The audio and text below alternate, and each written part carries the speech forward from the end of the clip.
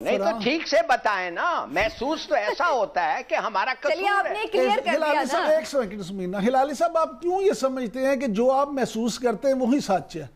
खुदा का वास्ता है दूसरों की राय मैं जो महसूस करता हूं इसीलिए मैं बात सर सुने। जय हिंद दोस्तों, मोदी देश में आपका स्वागत है। दोस्तों, आज पाक मीडिया FATF के बारे में बात कर रहा है।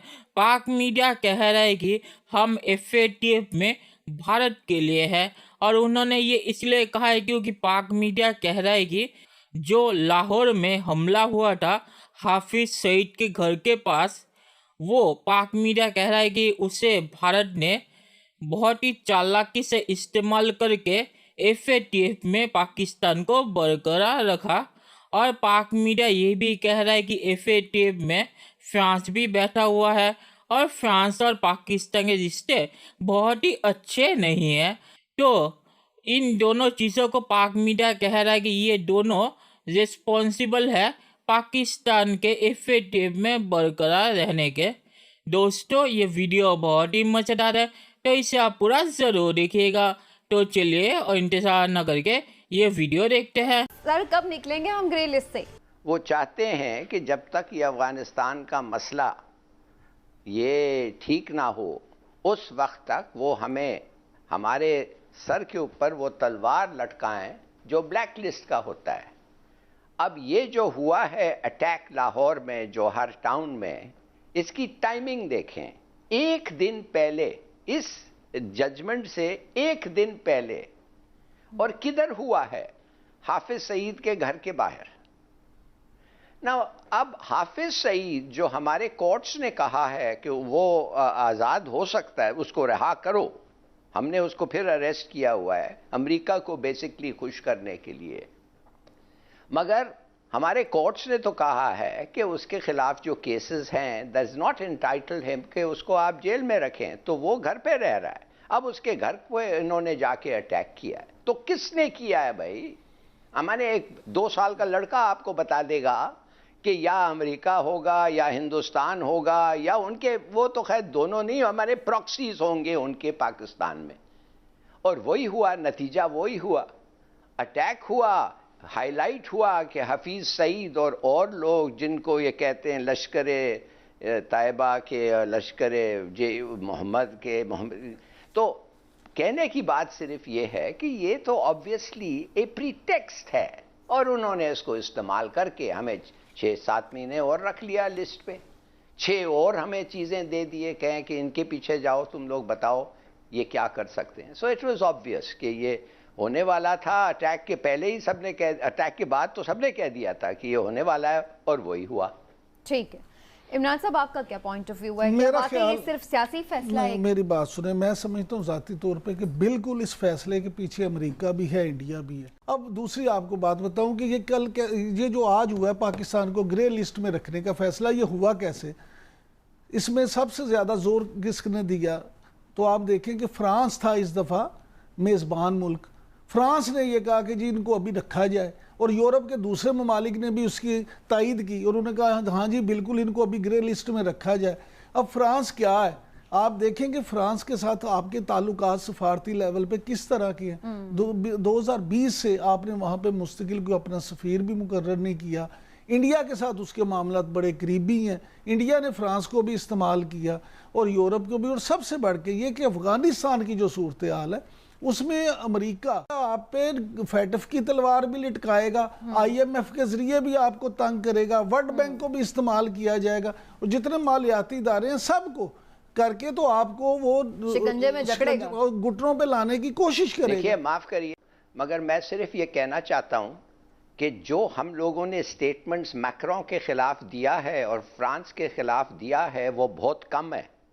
मेरे ख्याल में हम तो बड़े मॉडरेटली उनको एड्रेस किया है। नहीं तो मैंने तो ये नहीं कहा हिलाली साहब, नहीं एक सेकंड हिलाली साहब, मैं तो नहीं ये कह रहा, मैं आपको ये कह रहा हूं कि आप ऐसे कह रहे हैं कि ये हमारा कसूर है। ना मैंने तो आप ऐसे कह रहे हैं कि हमने जो कहा हिलाली साहब आप क्यों ये समझ, हमारे से नाराज है? बिल्कुल नाराज। हिलाली साहब आप क्यों अहस कर लेते हैं कि जो चीज आप जिससे मुत्तफिक नहीं होते वो गलत हो जाती है?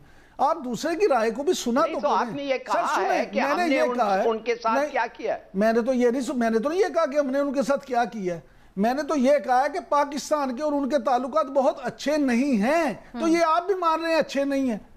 गुजारिश ये है कि उसकी वजूहात पे अच्छे तो मैंने नहीं है बात कि ही नहीं मतलब ऐसे है कि नहीं अच्छे नहीं है तो इसके माने वो ऐसी चीज करनी चाहिए उनको, नहीं, मैं तो करनी बिल्कुल के मैं माने तो- एक गलत फैसला करनी चाहिए, हिलाली ना साहब- इंसाफी करने हिलाली चाहिए साहब- इसलिए कि हमारे ताल्लुकात उनसे हिलाली अच्छे साहब नहीं हिलाली कमाल साहब है वो यार। सिर्फ ये हिलाली बता रहे साहब हैं कि के बाद- उन्होंने वोट क्यों नहीं पाकिस्तान हिलाली के हक साहब में दिया, वो गुजारिश यही सुने, बता मैं रहे ये हैं। कह रहा हूँ कि नहीं तो फरां- ठीक से बताएं ना, महसूस तो ऐसा होता है कि हमारा चलिए कसूर आपने है। क्लियर कर दिया हिलाली साहब ना। एक सेकंड सुमीना, हिलाली साहब आप क्यों ये समझते हैं कि जो आप महसूस करते हैं वही सच है? खुदा का वास्ता है, दूसरों की नहीं, राय मैं को जो भी- महसूस सुने, करता सुने, हूं, सुने। इसीलिए मैं बात सर कर सकता सुने हूं ना, जो हाँ आप जी, आप महसूस जरूर करते हैं करें। तो मैं नहीं डिफेंड कर सकता सर ना मेरी यार। गुजारिश ये है, मैं हूं, आप हैं। सर हाँ, तो मेरा फर्ज ये तो नहीं है कि मैं सिर्फ वो बात करूं जो आप महसूस कर सके। मैं तो 22 कौन करोड़ कहता हाँ जी, है? सुने, मैं नहीं कहता हूं कि हाँ जी। आपका फर्ज है। तो फिर आप कहें, मेरी गुजारिश सुने आप ना, मगर ठीक मैं ये तरीके कह से रहा हूं, एक्सप्लेन सर- करें। सर ये आप जज नहीं है इस बात के कि मैं ठीक कर रहा हूं या नहीं। मैं अपनी बात का खुद जो कह रहा हूं मैं सही समझ के कह रहा हूं कि फ्रांस वो इंडिया गलत नहीं कह रहे, वो कह रहे हैं आपकी बात का तासुर ऐसा है, वो ये कह तो रहे हैं। खामखा तो मैं बात तो नहीं काट रहा हूं सर ना, नहीं, मैं फ्रांस- खामखा तो नहीं काट रहा हूं। सर फ्रांस इंडिया के दबाव में है, मैं ये कह रहा हूं। ठीक मैं होगा। ये कह रहा हूं कि चलिए। फ्रांस इंडिया के दबाव में है और इंडिया के दबाव में उसने ये बिल्कुल किया। ठीक है, चलिए। चलिए दोस्तों, इस वीडियो पे बात करते हैं। तो पाक मीडिया ने जो सवाल पूछा है कि हम कब FATF से निकलेंगे, तो पाकिस्तानी विदेश मंत्री के मुताबिक पाकिस्तान तो 3 सालों से FATF से निकल ही रहा है।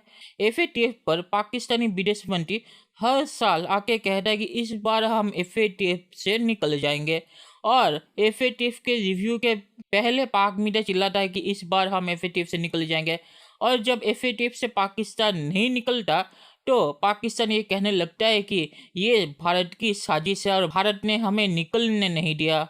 और फिर पाकिस्तानी विदेश मंत्री आके कहता है कि हमने भारत को नाकाम कर दिया और भारत हमें ब्लैक लिस्ट में डालना चाहता था, पर हमने भारत को नाकाम करके हम ब्लैक लिस्ट में नहीं गए। और हर साल यही होता है। इस साल सिर्फ यही एक चीज़ नहीं है कि इस बार वो भारत के साथ फ्रांस और अमेरिका को भी दोष दे रहे हैं।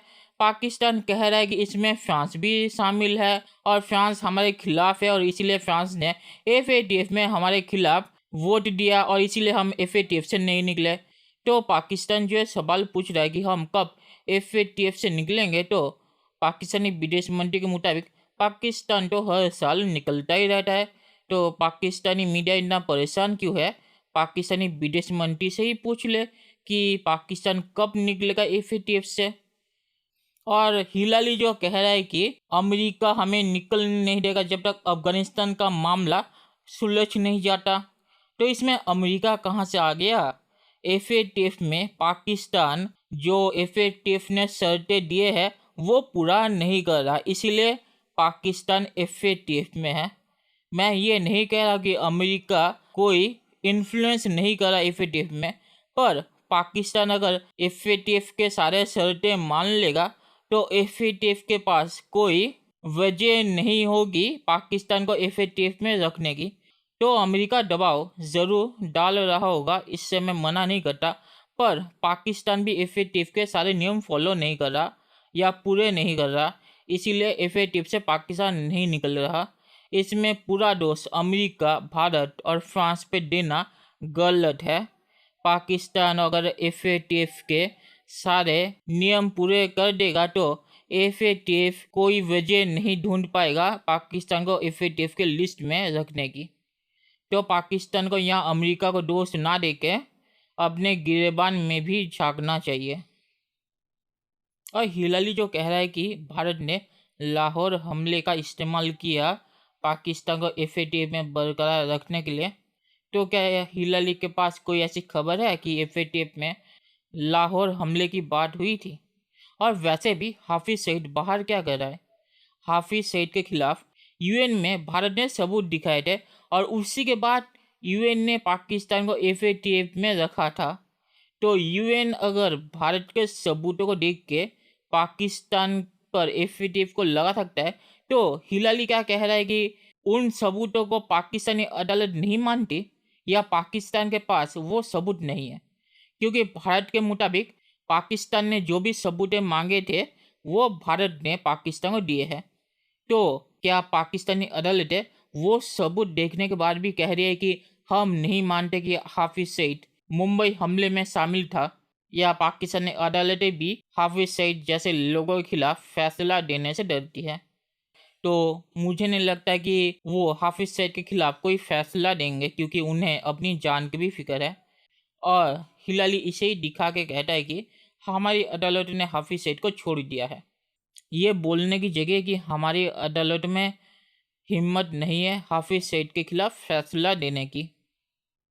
और हिलाली ये कह रहा है कि फ्रांस हमारे खिलाफ इतना क्यों हो गया, हमने फ्रांस के खिलाफ क्या किया था। तो लब्बैक ने लाहौर में फ्रांस के एम्बेसडर को वापस भेजने के लिए क्या किया था, ये हिलाली का इतनी जल्दी भूल गया। और इमरान खान ने फ्रांस के राष्ट्रपति के खिलाफ क्या बोला था वो भी क्या हिलाली भूल गया।